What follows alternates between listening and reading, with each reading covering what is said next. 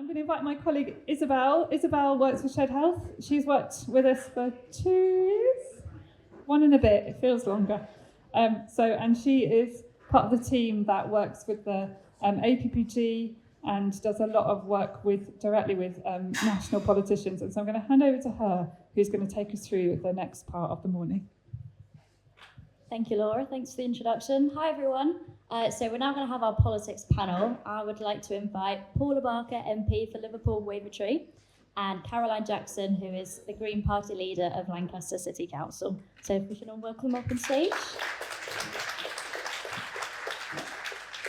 So as Laura mentioned, I'm our Policy and Campaigns Officer at Shared Health, and I kind of work on our national policy stuff.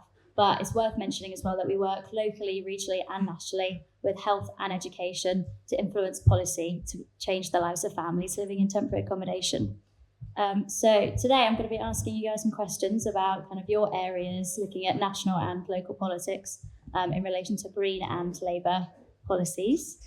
So I'd like to start by asking Paula first about your experiences. So you're co-chair of the APPG for Ending Homelessness, as well as a member of the APPG for Households in Temporary Accommodation. So kind of, as well as your work in your constituency, how have you kind of found, what are the biggest issues you're seeing facing families in temporary accommodation nationally and locally?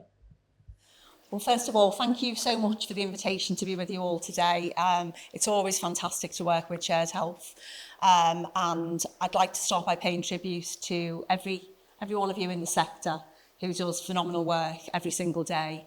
And most importantly, to the people who have spoken to us this morning about their lived experience, because it's really, really important that we hear those voices. And you're the most important voices in this room today. So thank you so much. So many moons ago, I was the Shadow Minister for Homelessness and Rough Sleeping. It was then that I really started to work very closely with the sector and saw for myself just how complex and multifaceted the issues were around the challenge of ending homelessness and rough sleeping. In terms of temporary accommodation, we currently have around 131,000 households in temporary accommodation, and shamefully, 169,000 of those are children as well. And I think what really concerns me is the impact that it's having on those children's lives. I mean, you'll see this every single day. The substandard accommodation, you know, there's evidence of children not being able to play with toys on the floor because it's so dirty. We know through the work of the Ending Homelessness APPG that infant mortality rates were rising in temporary accommodation because there was no provision made for cots. I'm really pleased to say we now have that in legislation. But that is just the tip of the iceberg. There is so much more to do. And from a personal perspective in Liverpool, I have a hotel in my constituency that is used for families in temporary accommodation. And the grounds are beautiful, but it's still used for weddings and events at weekends. And what happens is, during the weekends, those families can't go outside. They can't play in the grounds because obviously people are having weddings, the photos, events, etc. And that just breaks my heart. So over the summer period, my team and I worked with a local charity and the ex-championship boxer, Derry Matthews, and we put on sessions for the families during the school holidays, for the kids to be able to play, do sport, do certain activities. They even went on a trip to Cllr, which they thoroughly enjoyed. And we provided lunch and refreshments for them. And just the sheer joy on those children's faces and the fact that we were able to talk to parents and carers and provide them with much needed support was just phenomenal. But the fact is that we are in 2025 and this shouldn't be an issue. We had Under the last Labour government, we had practically eradicated homelessness and rough sleeping by the time we left office in 2010.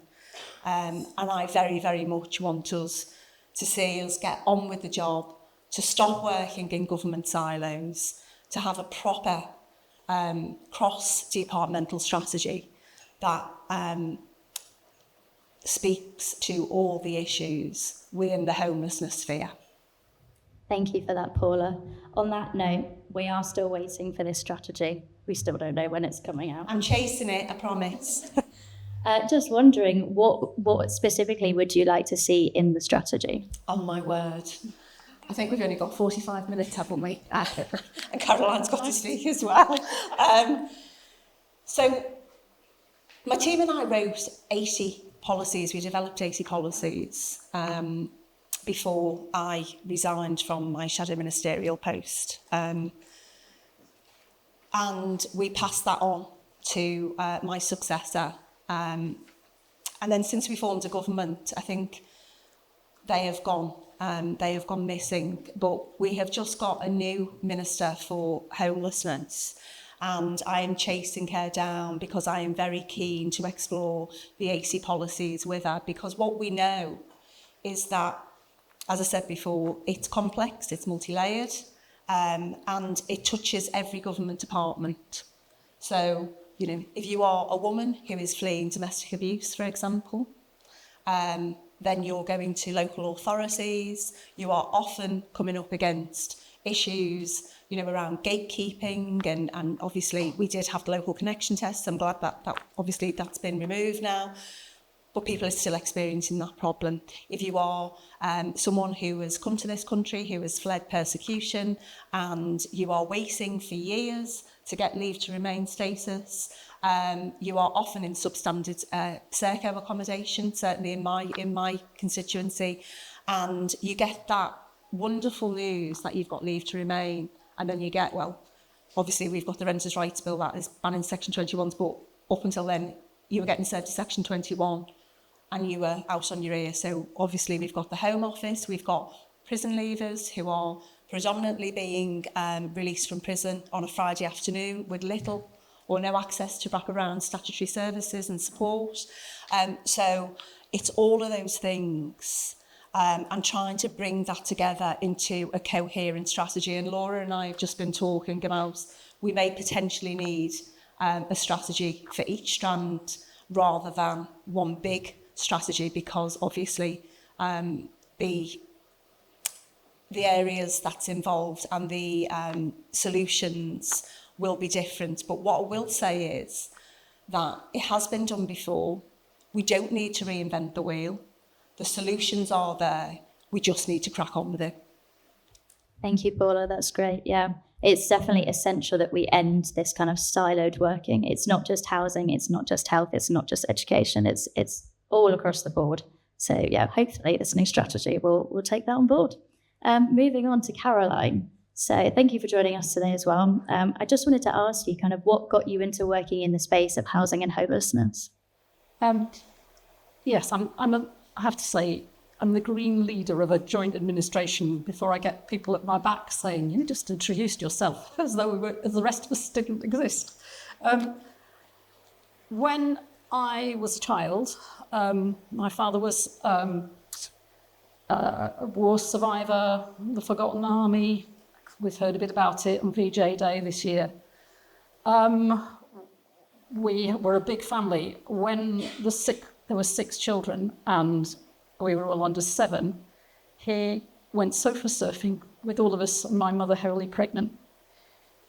You can imagine how that was, and I can remember it clearly.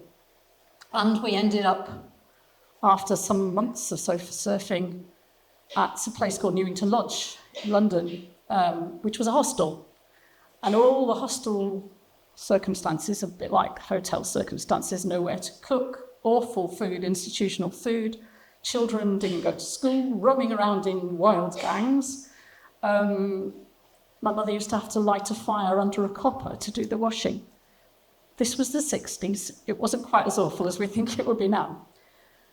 But we ended up ill, and children end up ill in those circumstances. That got us out of Newington Lodge into hospital and then into what they called halfway housing in those days, which is temporary accommodation, except it was in crumbling Victorian housing.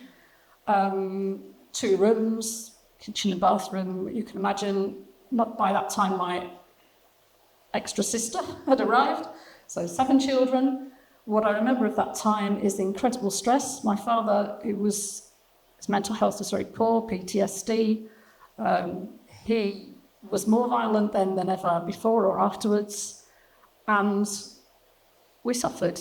And in the end, after a few months, we got a house. Lewisham Council housed us, and that was our saving. And I have to say, that's why I'm here, isn't it? Because thereafter I knew that council housing matters. It makes opportunities, and it helps, it heals people. So that's why I'm here. Sorry, I must say, it took me till 5 years ago. Sorry. There is immense stigma about homelessness, the sense of it's your fault. And that stigma stays with the children for the rest of their lives. I'm probably the only one in my family who really remembers it because the others were smaller, but all sorts of things happened thereafter, and you can trace it back. So I say to you, I think this is a fantastic conference because it's about children's health, and it's about, hopefully, Paula's going to go off there and she's really going to fight. So I think you want to anyway. This isn't I'm not going to say this as Go Green, Labour Matter. It isn't. Children are not a political football. This is about what can we do to make sure that policy goes the right way. So that's why I got here. Thank you so much for sharing that, Caroline. That's really, really brave of you to share that with us. So kind of using your passion for that, what are you doing in Lancaster to mitigate the challenges that you're seeing with children living in temporary accommodation? So I'm only going to talk about homelessness from the point of view of families. So we, in 2022, had nobody in hotel accommodation. By 2023, the end, we had more than 20 families. Now, that sounds tiny compared with other places, but Lancaster's not a big place. And that was an utter shock and, I think, a shame as far as our officers were concerned. It was terrible for them to see this. 2008 and earlier, then we used to have queues of them, but we had got to a stable situation. So at that point, it's like backs into this situation, we've got to do something about it. And not only that, it's £750,000 out of the budget. It's only about 23 million. So you can, and obviously with structural deficits and all the things that districts are facing, we had to do something about it. There's no magic bullet. Like you say, it's about picking up all the bits. So we picked up the bits about making sure that we had assembled as much accommodation as we could, family accommodation, 2-3 bedroom houses from housing associations, our own stock. We're a stock holding council, so we had about 3,000 houses. So we assembled our own stock and we worked with PRS. Not every landlord is a bad landlord. Not every landlord has no sympathy. And we have landlords who work with us and are very sympathetic. So we worked all together to assemble as much accommodation as we could. We worked then to make sure that the processing was as fast as possible through hotels and into accommodation. If a family has special needs children, we work so much to make sure they never go into a hotel, because it's bad enough with managing with children who don't have special needs, but for special needs children, it can be absolutely devastating. So we did that to try and make sure we speeded up the process.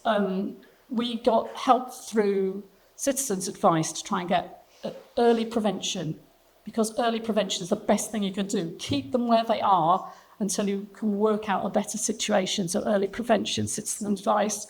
We had health service help. Our health service, love them, were kind of prodding us. You can't have all these people in hotels. This is appalling. Thank you. We know that, but they were really, really helpful in providing support. We had social services, adult services support through the county council, and we pull them in, and then there's the third sector. Our third sector are wonderful, from the food bank through some small charities who support people, lived experience charities who support people off the street. And people wanted to do things to wrap around care. But the most important thing we did was to take on somebody who actually works to make sure every one of those families who's in temporary accommodation, or if they have to go into the hotel, is seen every week, knows exactly what their status is for housing, is helped to fill in any of those forms, those many forms that people have to fill in to get help, and is their go-to person, because otherwise they feel isolated and lost, and that's their mental health is so important. The mental health of parents, to make sure that the mental health of children is there. We also acquire any funds we can, household support funds, anything we can to make sure that people have got enough money, equipment, etc., especially when they go into any of our dispersed accommodation. So we get the floor coverings down, but they haven't got the white goods, furniture, whatever. So we make sure that we provide those things. So that's what we do. And we have had no family in temporary accommodation for a couple of months. And it's like a week by week, have we managed it this week? And that's the kind of commitment that our officers give. And if you're a housing officer and you're sitting here, I have so much sympathy. All you ever do is fail a lot of the time because you can't get people the help they need when they need it. You're often trailing. You get lots of complaint and abuse from people who are at their wits' end. And so we constantly have vacancies, but those who stick with us are the most amazing people who turn up every day to feel like they can never deal with this tsunami of difficulty, which is nobody's fault, and definitely not theirs, and not yours, Paula.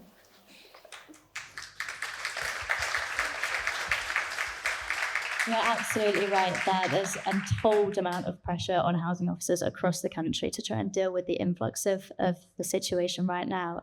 Paula, did you want to jump in just there? Yeah, I mean, Caroline, I think you should be incredibly proud of that track record. I mean, it's just phenomenal, to be perfectly honest. And it shows the importance of trauma-informed and trauma-led services and officers being trained in trauma-informed and trauma-led. But you touched on no flooring, etc. And I spoke at a conference recently in London a few weeks ago, and you have the wonderful Ian Swift on one of the panels this afternoon. I don't know whether Ian's in the room yet. No? But Ian Swift is the Director of Housing Operations, I think, for Islington Council. And the conference was in conjunction with the Domestic Abuse Housing Alliance. And it was about the whole housing approach. And I spoke about the fact I'm working with an organisation called End Furniture Poverty. And Cllr from End Furniture Poverty does fantastic work. And it's about families not going into accommodation with nothing. So it's about them having furnished properties, having, flooring, having curtains or blinds, particularly if you're fleeing domestic abuse. Can you imagine how scary it is thinking that the perpetrator may be able to find you and see through your windows when there's no beds for kids and all of those sorts of things? So it's about providing that. And from the conference, literally, I think it was 2 or 3 days later, because he'd emailed me, and he said, right, we're doing that, we've agreed. And I thought, do you know what? It shows what can be done when you ignore the bureaucracy. And I don't want to get anyone in trouble, but, ignore the bureaucracy and just be bold, be innovative, be creative, because you have the power to change people's lives.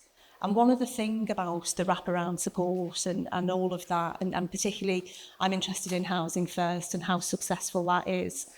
And I visited Housing First in Manchester a few years ago, and I spoke to a gentleman who had been away from his children for a long time. He had issues with drug and alcohol abuse.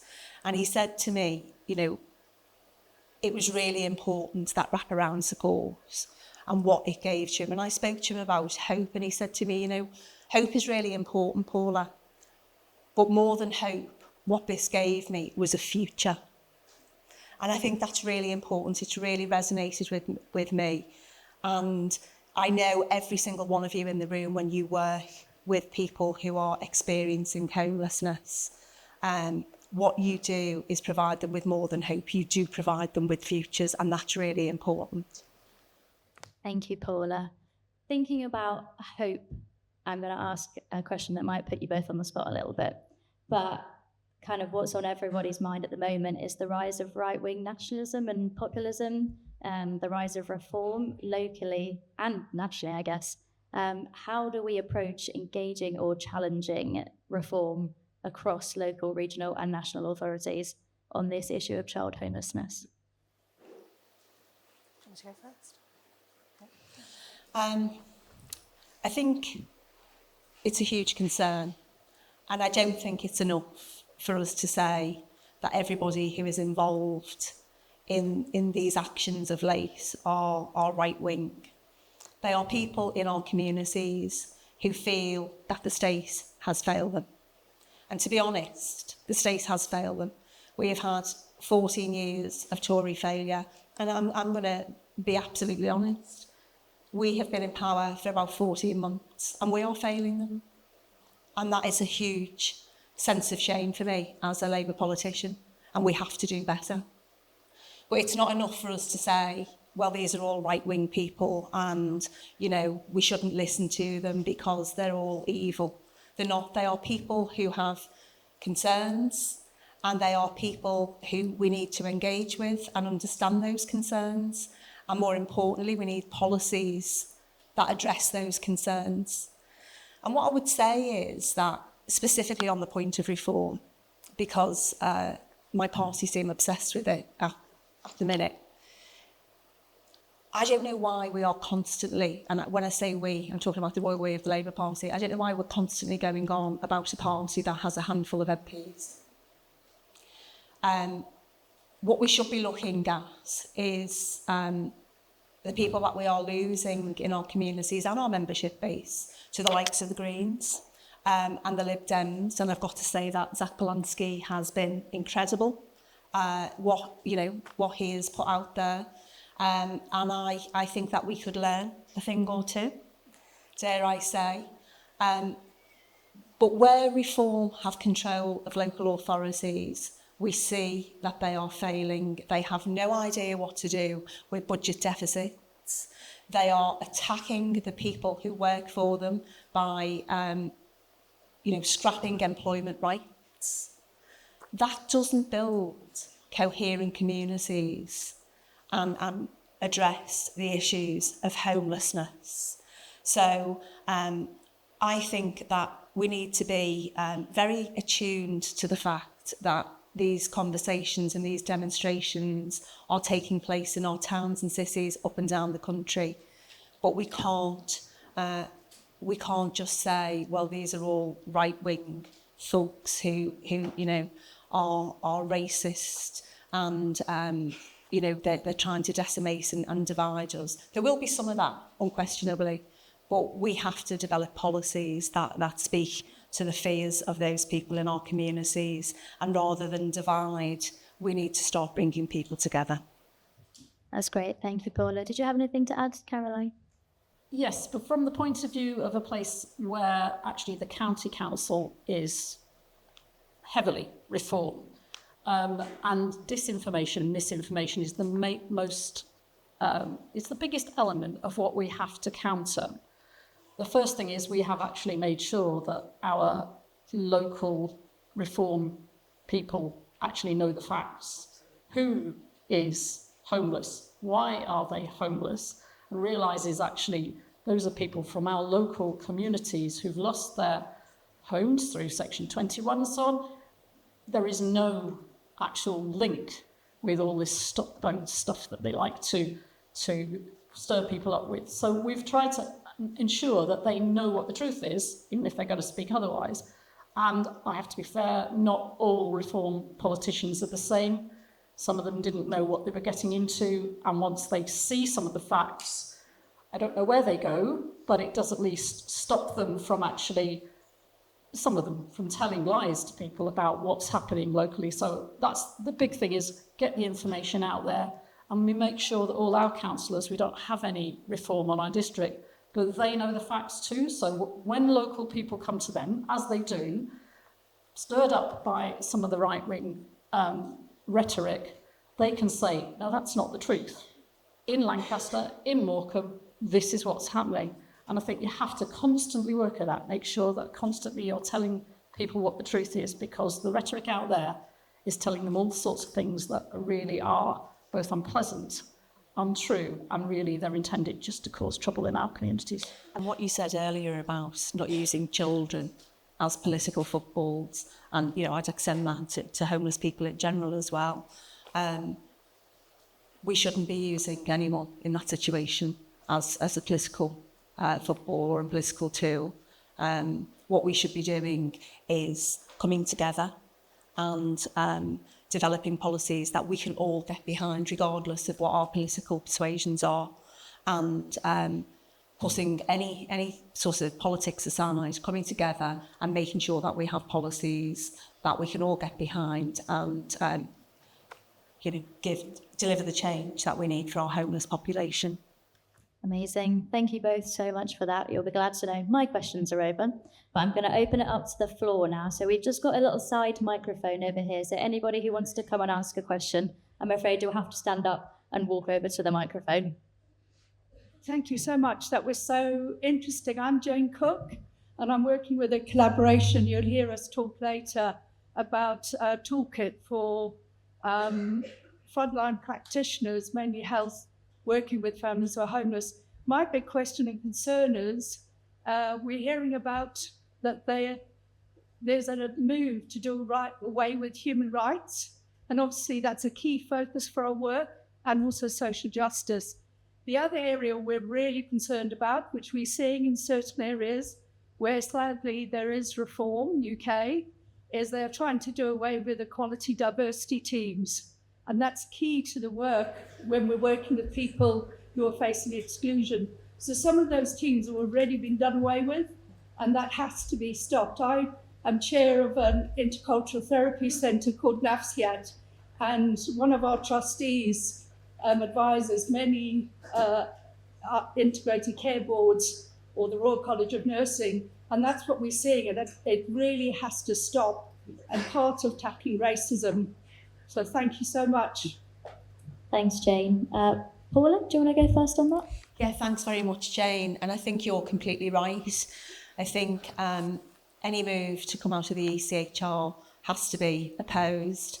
And some of you may know that last week, Mr Farage laid down a 10-minute rule bill in the House.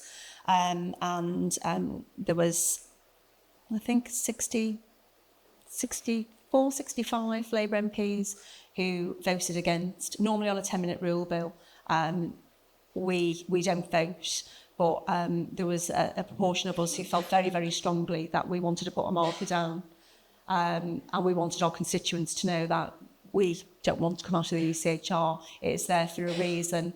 And, our EDI teams, in councils and other organisations do hugely valuable work. And you talked about racism and tolerance. I'm from Liverpool, and we were built on the back of immigration, our city, and we are a hugely diverse and tolerant city, and I think we are blessed, and we are all the better for that.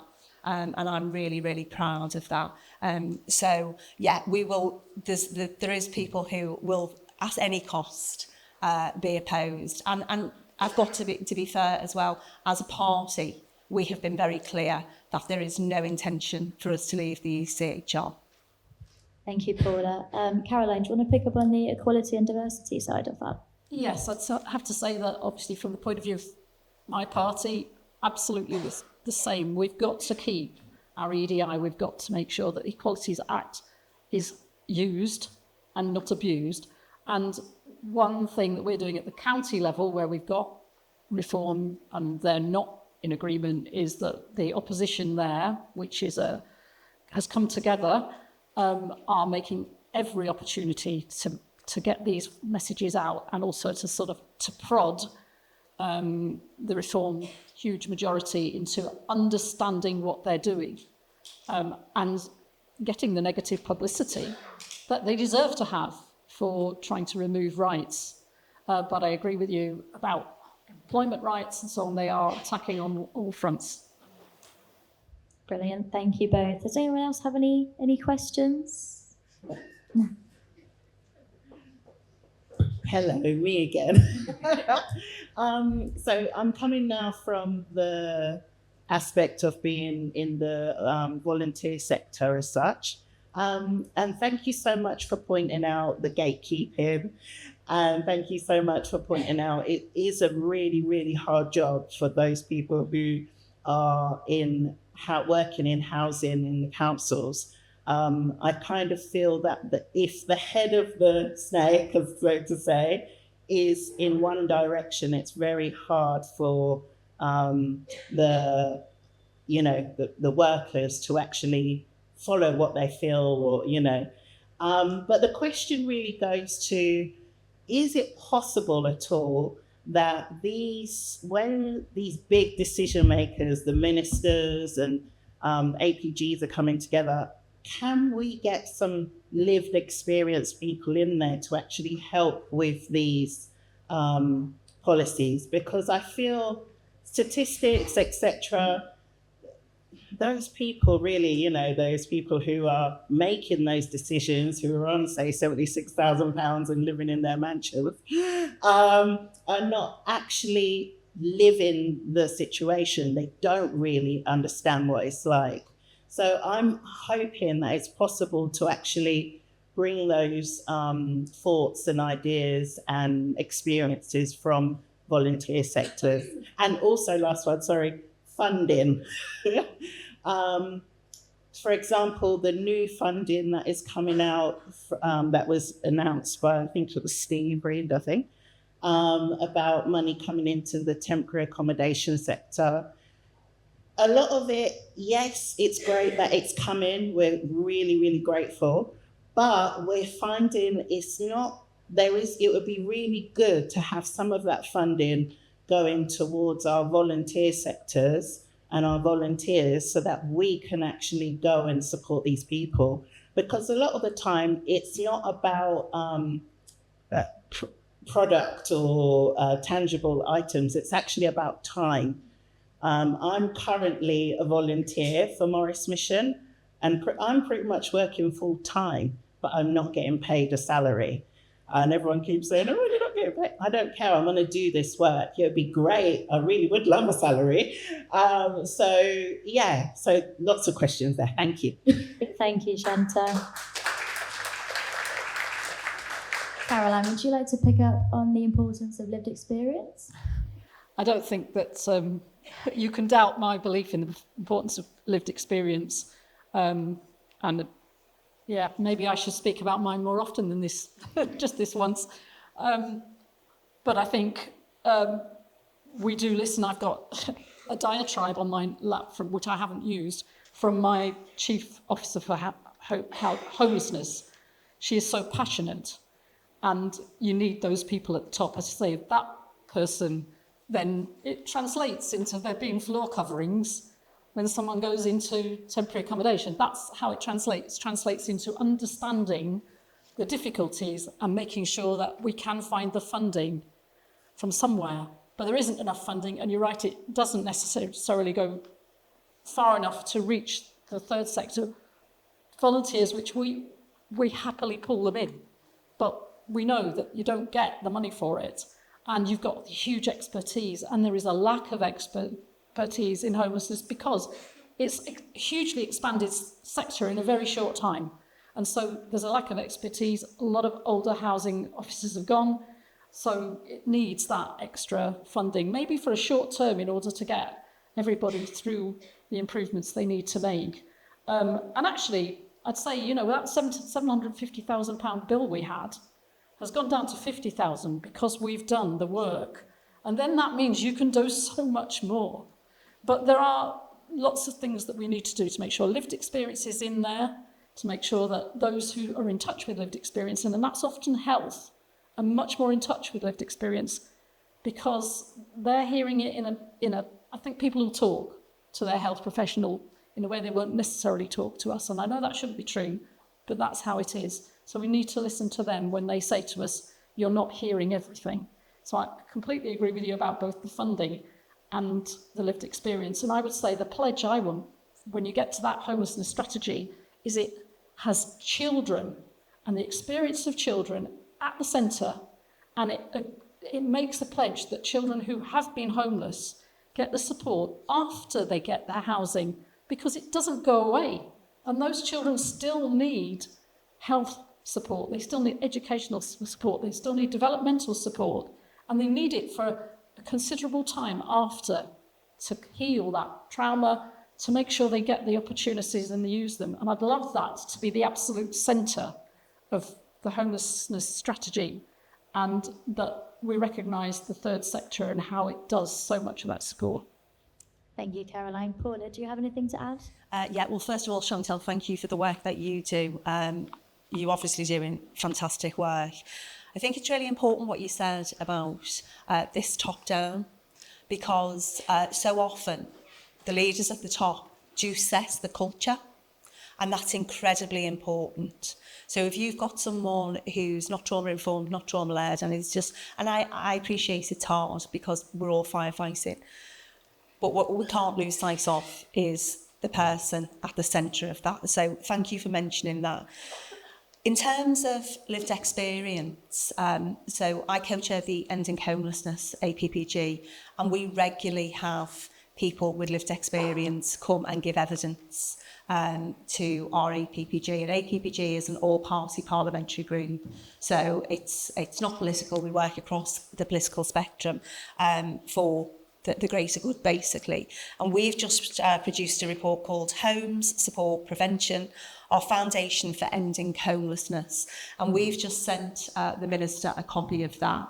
I mean, it has to be said that I'm disappointed that we're more than 14 months in now and we're still waiting for the homeless strategy.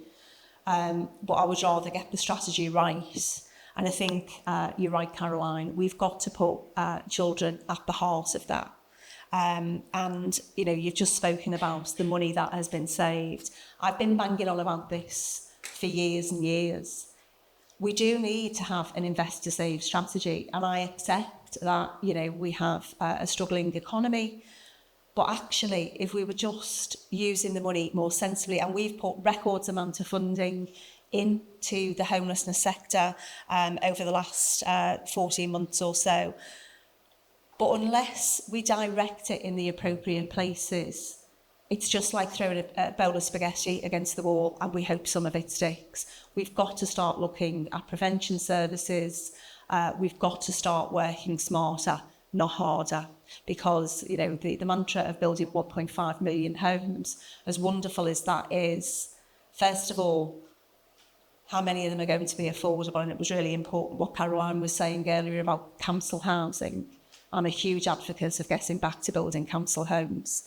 But unless we have all the prevention measures in and we have the wraparound support afterwards when people are moving out of temporary accommodation, and those children, you know, we know that children in temporary accommodation have a harder time keeping up with their studies at school because they often have nowhere to do their homework or to study, you know, because their diet is often poor because there's nowhere to cook.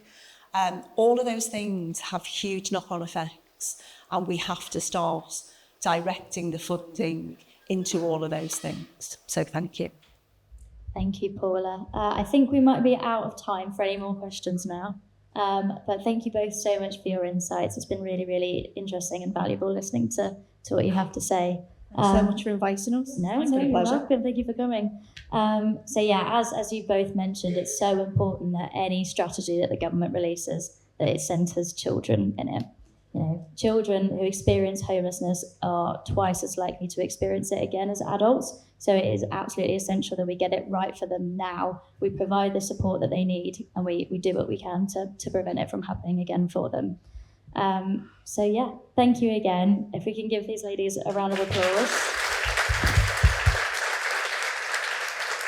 pass it back to Laura. So I just want to say thank you, because whatever your politics, these two women have obviously gone into politics to make a difference, and they're women of integrity and will fight for the children. And I want to say a huge thank you. I think it's a very hard job to be a politician. The closer I've got, the more admiration I have. Most of them travel up and down the country twice a week. Most of them don't really know where their toothbrush is because they're living in all these different houses. They don't have a choice about that. Most of them work well into the evening while I'm watching Traitors with my slippers and eating chocolate. And most of our local politicians actually work really hard, and they want to make a difference. And what we need to do is give them the evidence, the policies, the creativity, and the encouragement to keep going. So it's been an absolute honour to listen to you both, to hear your experiences. And I think we've got two people who believe that we can end child homelessness. And I believe we can end child homelessness. I don't think it's unfixable.